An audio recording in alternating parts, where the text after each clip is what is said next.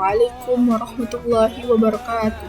Perkenalkan, nama saya Ayu Ramadhani dari kelas PAI 1F. NIM saya 2012500002.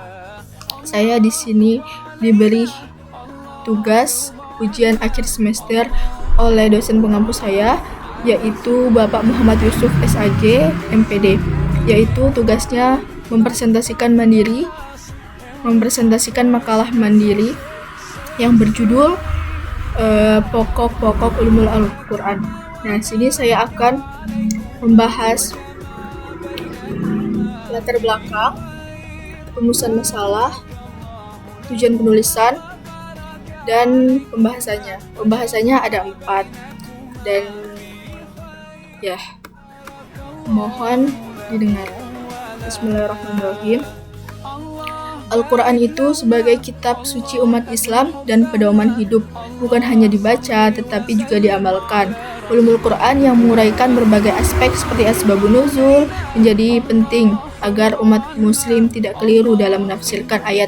Tanpa ilmu ini, pemahaman Al-Quran bisa bersifat literal yang berpotensi menimbulkan kesalahpahaman. Dengan ulumul Quran, umat muslim lebih berhati-hati, kritis, dan bijaksana dalam mengamalkan Al-Quran serta menjaga kemurnian ajaran Islam.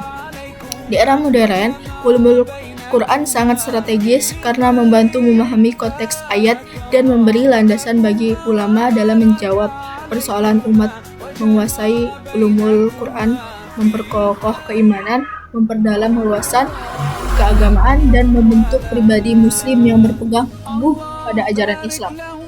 Pengkajian ulumul Quran membuka wawasan bahwa Al-Quran terjaga kemurniannya dan cabang ilmunya seperti tajwid, qiraat, dan juga tafsir, menunjukkan perhatian ulama dalam menjaga keaslian Al-Quran.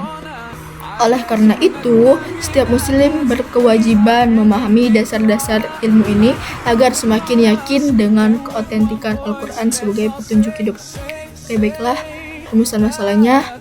Apa pengertian ulumul Quran, bagaimana ruang lingkup kajiannya, serta apa perbedaannya dengan ilmu-ilmu lain berkaitan dengan Al-Quran. Itu nomor 1. Dan nomor 2-nya, apa yang dimaksud dengan asbab al-nuzul. Mengapa hal tersebut penting untuk memahami konteks ayat dan bagaimana contoh kasusnya dalam sejarah turunnya Al-Quran. Yang ketiga, bagaimana sejarah pengumpulan dan penyusunan Al-Quran setelah wafatnya Nabi Muhammad SAW, termasuk proses penulisan mushaf serta peran para sahabat dalam menjaga keaslian Al-Quran. Dan yang keempat, bagaimana pengaruh ulumul Quran terhadap tradisi dan praktik keagamaan dalam kehidupan sehari-hari umat Islam beserta contoh penerapannya. Baik, tujuan penulisannya adalah 1. Untuk mengetahui pengertian ulumul Quran, ruang lingkup kajiannya, serta membedakannya dari ilmu-ilmu lain yang berkaitan dengan Al-Quran.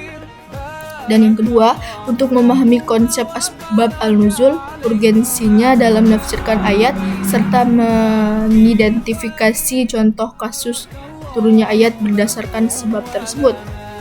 Dan yang ketiga, untuk menjelaskan sejarah pengumpulan dan penyusunan Al-Quran setelah masa Nabi Muhammad SAW, termasuk proses penulisan mushaf dan peran sahabat dalam menjaga kemurnian Al-Quran. Baik, dan yang keempat, untuk menganalisis pengaruh ulumul Quran terhadap tradisi dan praktik keagamaan dalam kehidupan sehari-hari umat Islam, serta memberikan contoh penerapan secara nyata. Baik, pembahasannya adalah ada 4. Yang 1, pengertian ulumul Quran dan ruang lingkup kajiannya. Yang kedua, asbab al-nuzul dan penting dalam memahami konteks ayat. Dan yang ketiga, sejarah pengumpulan dan penyusunan Al-Quran. Dan yang keempat, pengaruh ulumul Quran terhadap tradisi dan praktik keagamaan. Dan saya akan membacakan 1-4 itu. Baik. Pengertian ulumul Quran dan ruang lingkup kajiannya. Ulumul Quran itu asalnya dari bahasa Arab, gabungan kata ulum artinya pengetahuan dan Al-Quran. Jadi secara bahasa Arab, ulumul Quran itu ilmu-ilmu yang berhubungan dengan Al-Quran. Para ulama punya definisi yang berbeda-beda, tapi intinya sama. Ulumul Quran itu ilmu yang membahas semua hal tentang Al-Quran, mulai dari kenapa ayat itu turun, gimana cara ngumpulinnya, sampai gimana cara bacanya, tafsirnya, dan lain-lain. Abdul Jalal bagi ulumul Quran jadi dua. Ada yang ilmu-ilmu yang berdiri sendiri kayak ilmu tafsir, ada juga yang udah jadi satu kesatuan yang utuh, ruang lingkup. Dan ruang lingkupnya ada dua, riwayah yang bahas sejarahnya Al-Quran dan dirayah yang bahas isinya Al-Quran. Dari situ muncul banyak cabang ilmu kayak ilmu tajwid, ilmu asbab an-nuzul, dan lain-lain. Tafsir itu salah satu cabang yang paling penting karena jadi pintu masuk buat kita memahami pesan Al-Quran. Oke, yang keduanya adalah asbab al-nuzul, asbabun nuzul dan pentingnya dalam memahami konteks ayat. Oke, para ulama beda pendapat soal definisi asbabun nuzul ini. Tetapi intinya sama, asbabun nuzul itu kejadian yang jadi latar belakang turunnya Al-Quran. Buat jawaban pertanyaan, jelasin kejadian atau mencahin masalah, asbabun nuzul juga bisa jadi bukti sejarah turunnya ayat Al-Quran dan bantu kita memahami perintah-perintahnya. Tapi ini cuma kejadian yang terjadi pas Al-Quran diturunin. Dilihat dari jumlah sebab dan ayat, asbabun nuzul ada dua kategori. Satu ayat banyak sebab atau satu sebab banyak ayat. Para sahabat juga gak selalu sama redaksinya pas nyeritain asbabun nuzul ini. Asbabun nuzul itu penting banget buat tafsir Al-Quran.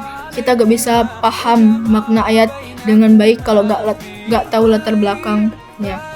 Dengan paham asbabun nuzul, mufassir bisa lebih mudah nangkap konteks turunnya wahyu. Dan yang ketiga, sejarah pengumpulan dan penyusunan Al-Quran. Setelah Nabi Muhammad SAW wafat, Al-Quran udah nyebar luas dalam hafalan para sahabat dan catatan di berbagai media. Nabi sendiri gak ninggalin mushaf yang lengkap. Pas zaman Abu Bakar As-Siddiq muncul kebutuhan buat ngumpulin Al-Quran karena banyak menghafal Al-Quran yang gugur pas perang. Umar bin Khattab juga ngusulin pengumpulan resmi ke Abu Bakar dan akhirnya ditunjuklah Zaid bin Sabit buat ngumpulin Al-Quran. Caranya ketat banget, cuma nyatet ayat yang dihafal dan ada bukti tertulis dari zaman Nabi Muhammad SAW.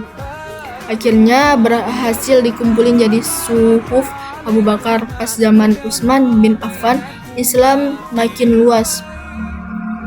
Muncul perbedaan bacaan Al-Quran. Utsman mutusin buat standarisasi mushaf dan dibentuklah panitia yang dipimpin Zaid bin Sabit. Mushaf yang dijadiin rujukan diambil dari Hafsah. Hasilnya lahirlah mushaf Utsmani yang jadi standar bacaan Al-Quran sampai sekarang. Dan yang keempat, pengaruh ulumul Quran terhadap tradisi praktik keagamaan.